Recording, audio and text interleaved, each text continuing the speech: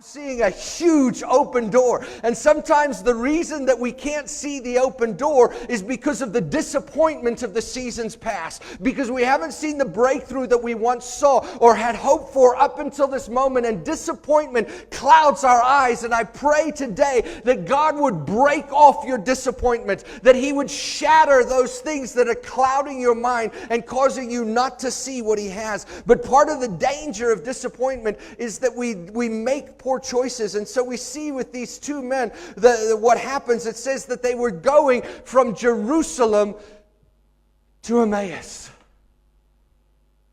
How do we find poor choice in that? Well, the first thing we find is that they were moving in the wrong direction.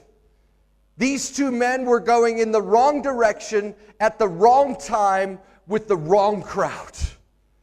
The disappointment of Jesus being crucified caused them to be moving in the wrong direction with the wrong people at the wrong time.